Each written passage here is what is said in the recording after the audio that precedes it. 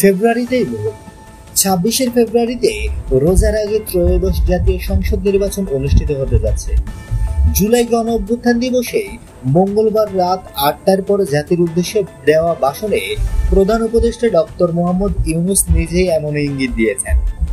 মোহাম্মদ ইউনূস তার ভাষণে বলেন, অন্তর্বর্তী সরকারের পক্ষ থেকে আমি প্রধান নির্বাচন কমিশনারের কাছে চিঠি পাঠাবো যেন নির্বাচন কমিশন আগামী রমজানের আগে 2026 সালের ফেব্রুয়ারি মাসে জাতীয় নির্বাচন অনুষ্ঠানের আয়োজন করেন। চাঁদ দেখা সাপেক্ষে আগামী বছরের 17 ফেব্রুয়ারি পবিত্র রমজান শুরু হতে পারে। সে হিসেবে বলা যায় ফেব্রুয়ারির প্রথমার্ধে জাতীয় নির্বাচন হতে যাচ্ছে।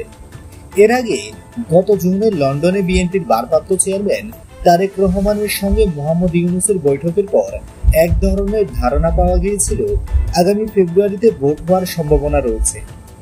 আজ জাতির উদ্দেশ্যে প্রধান উপদেষ্টার ভাষণে ভোটের সময় নিয়ে অনেকটা নিশ্চিত হতে পারল দেশের মানুষ।